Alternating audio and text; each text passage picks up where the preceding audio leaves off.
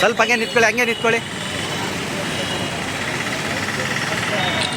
ಬಾಬಾ ಸಾಹೇಬ್ ಅಂಬೇಡ್ಕರ್ ಅವ್ರಿಗೆ, ಬಾಬಾ ಸಾಹೇಬ್ ಅಂಬೇಡ್ಕರ್ ಅವ್ರಿಗೆ, ಭಾರತದ ಶಿಲ್ಪಿ ಬಾಬಾ ಸಾಹೇಬ್ ಅಂಬೇಡ್ಕರ್ಗೆ, ಅಂಬೇಡ್ಕರ್ಗೆ ತಡೆ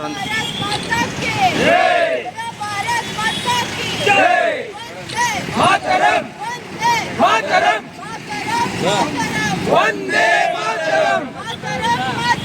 ಇವತ್ತು ಅಂಬೇಡ್ಕರ್ ಅವರ 69ನೇ ಮಹಾನ್ ಪರಿನಿರ್ವಾಣ ದಿನವನ್ನು ಆಚರಿಸ್ತಿದ್ದೀವಿ ನಾವು ಕರ್ನಾಟಕದಲ್ಲಿ ಹಿಂದುಳಿದ ದಾವಣಗೆರೆ ಜಿಲ್ಲಾ ಸಮಿತಿಯಿಂದ.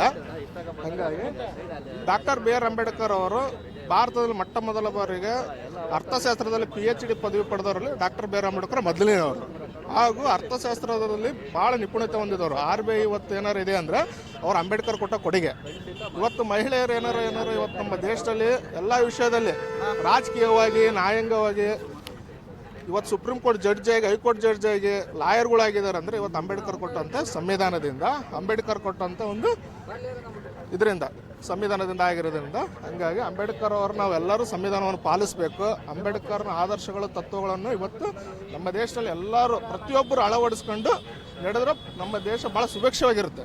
ಇವತ್ತು ಅಂಬೇಡ್ಕರ್ ಅವರು ನಮ್ಮ ದೇಶದಲ್ಲಿ ಯಾರು ಇವತ್ತೇನು ಕಾನೂನು ಮಂತ್ರಿಗಳು, ಶಿಕ್ಷಣ ಮಂತ್ರಿಗಳು ಇದಾರಲ್ಲ, ಅದನ್ನೆಲ್ಲವನ್ನು ನಿಭಾಯಿಸುವಂಥ ಶಕ್ತಿ ಅಂಬೇಡ್ಕರ್ ಅವ್ರಿಗೆ ಇತ್ತು. ಇನ್ನೊಂದು, ನಮ್ಮ ದೇಶದ ಪ್ರಧಾನಿಯನ್ನು ಅವ್ರು ಮಾಡೋ ಕೆಪಾಸಿಟಿ ಇತ್ತು, ಅದು ಅನಿವಾರ್ಯ. ಆದರೆ ದೇಶದ ಕಾನೂನು ಮಂತ್ರಿಯಾಗಿ ಮಾಡಿದರು ಮೊದಲ ಬಾರಿಗೆ ಅವರು. ಹೀಗಾಗಿ ದಾವಣಗೆರೆ ಕರ್ನಾಟಕ ದಲಿತ ಹಿಂದುಳಿದ ಅಲ್ಪಸಂಖ್ಯಾತ ದಾವಣಗೆರೆ ಸಮಿತಿಯಿಂದ ಎಲ್ಲರಿಗೂ ಅಂಬೇಡ್ಕರ್ ಪರಿನಿರ್ವಾಣ ದಿನದ ವಂದನೆಗಳು.